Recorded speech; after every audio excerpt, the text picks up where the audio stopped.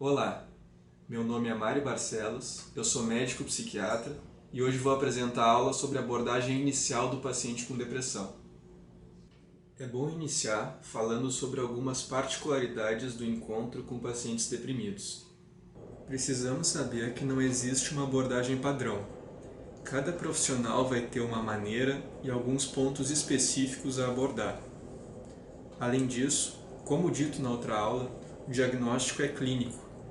Com exceção da possibilidade de fazer um diagnóstico diferencial, exames, sejam eles laboratoriais ou de imagem, não são parte da investigação.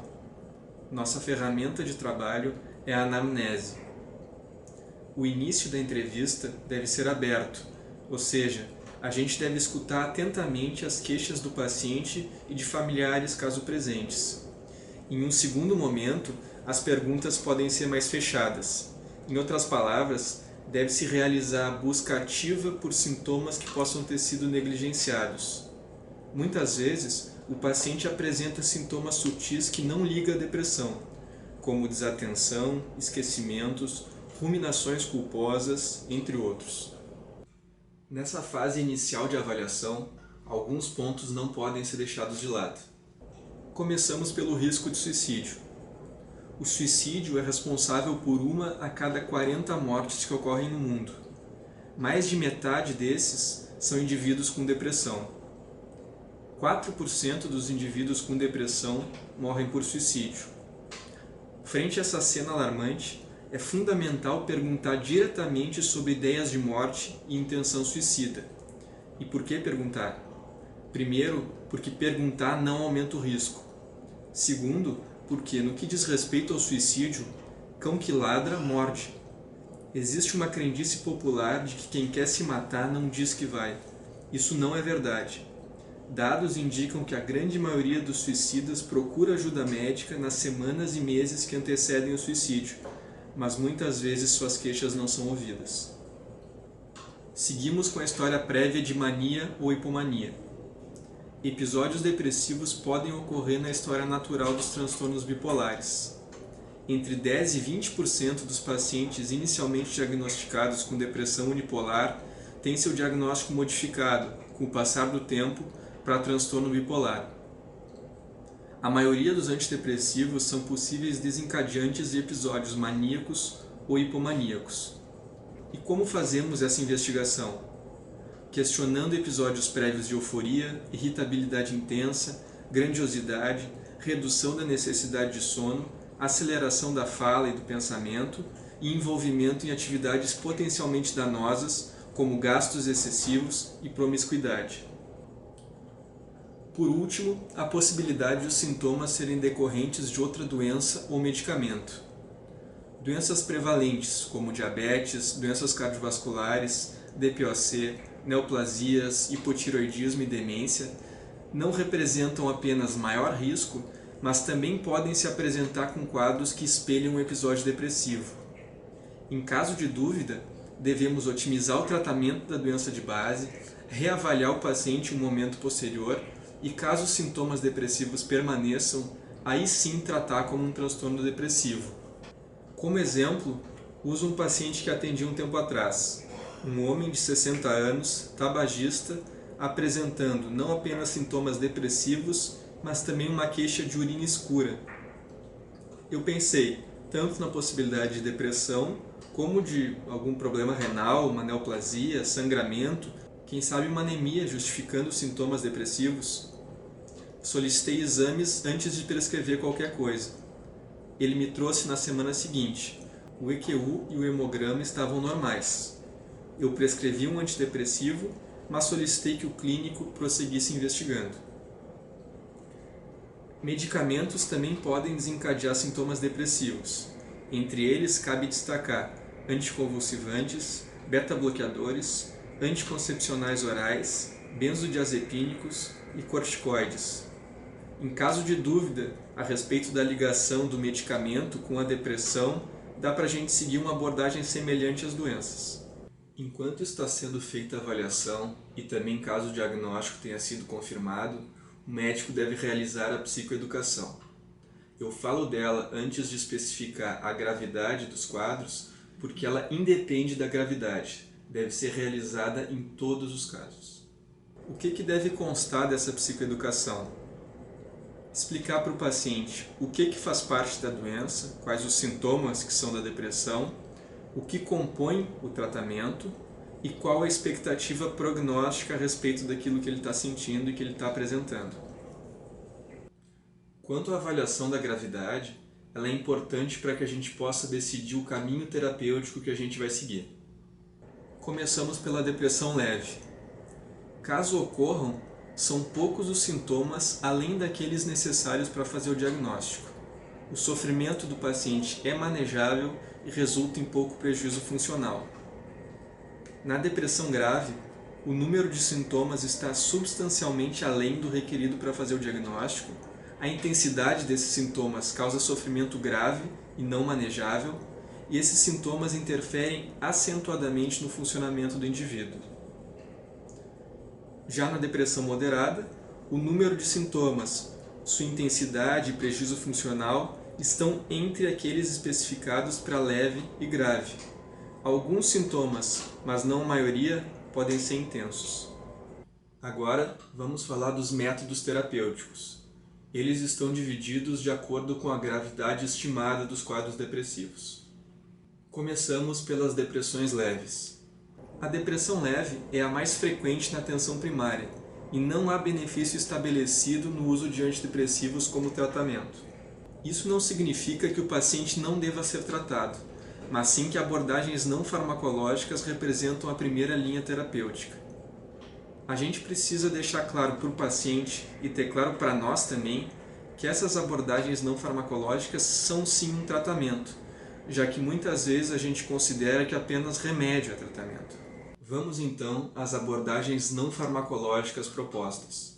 Psicoeducação, atividade física, 3 vezes por semana, cada vez durando entre 45 e 60 minutos, por 10 a 12 semanas, acompanhamento ambulatorial frequente, se necessário, higiene do sono e técnicas de controle de ansiedade e, caso disponível, psicoterapia. Mas e os antidepressivos em depressões leves? Quando usar? Vamos ver. Imediatamente no diagnóstico, apenas se há história prévia de depressão moderada ou grave. Se os sintomas persistirem a despeito de intervenções não farmacológicas. E por último, considerar sempre a preferência do paciente. Já nas depressões moderadas a graves, nossa conduta é diferente. Os antidepressivos estão indicados e devem ser prescritos. Além dos antidepressivos, a psicoeducação orientada para o tratamento farmacológico também deve ser implementada.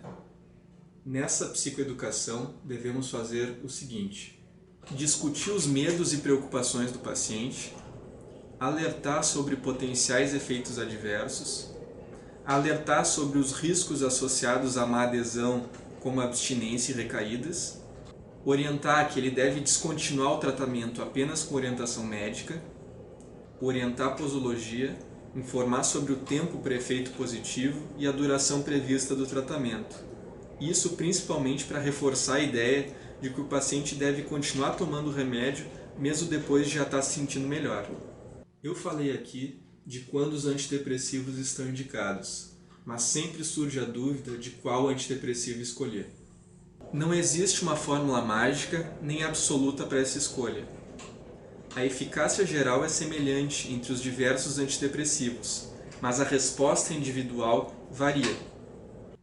Para melhorar a chance de sucesso da nossa escolha, alguns aspectos podem ser considerados. Resposta e tolerância prévia, e isso inclui o uso por parte de familiares. Perfil de efeitos adversos, tanto do paciente, algum efeito que ele pode ser mais sensível, como do fármaco.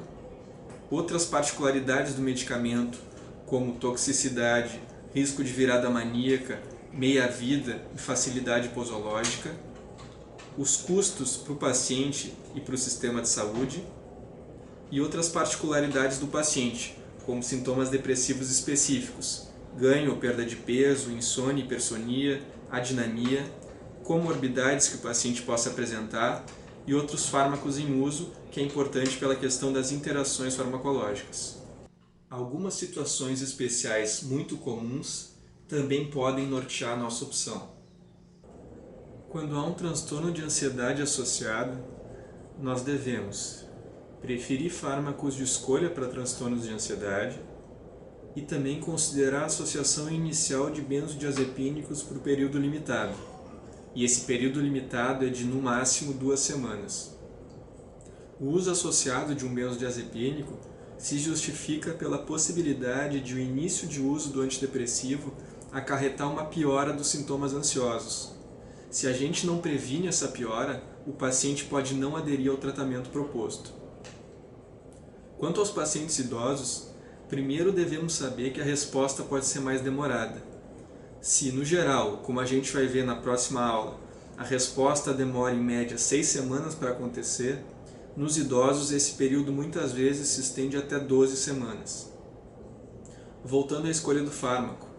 Nos idosos, se a escolha for por um inibidor seletivo da recaptação da serotonina, deve-se prestar atenção às interações farmacológicas e preferir aqueles com menor potencial de interação, como o citalopram e o escitalopram.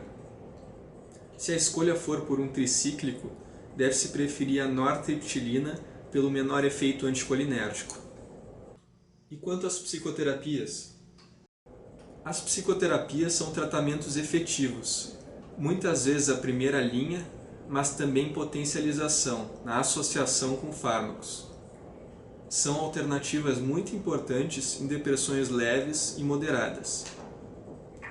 Na depressão, a terapia cognitivo-comportamental e a terapia interpessoal são aquelas que já se provaram benéficas no maior número de estudos. Mas eu ressalto que a terapia de apoio, a terapia psicodinâmica, a terapia de família, de casal e de solução de problemas também podem ser eficazes. As psicoterapias devem ser feitas por profissionais treinados, o que muitas vezes não encontramos na atenção primária. A gente deve buscar, através da anamnese, identificar possíveis fatores desencadeantes ou de cronificação do quadro depressivo para fazer a indicação de avaliação. Aí, na avaliação, um profissional treinado, caso disponível, pode refinar essa indicação. Que fatores desencadeantes e de cronificação são esses que nos fazem ter o olhar especial para as psicoterapias? Estressores psicossociais, como desemprego, crise financeira e, aqui no nosso meio, a dependência química em próximos, dificuldades interpessoais momentâneas ou crônicas, principalmente ambiente familiar e profissional, fatores psicológicos que forem identificados, como perdas, traumas, história de abuso físico, sexual e moral, transtornos de personalidade associados, que vão ser explicados no módulo adequado de transtorno de personalidade, o interesse do paciente, como o desejo de ter um espaço para falar, e uma resposta prévia positiva a uma intervenção psicoterápica. Reforçando a necessidade de abertura às diferentes possibilidades terapêuticas nos casos de depressão, finalizo essa aula e reforço que estamos à disposição caso surjam dúvidas.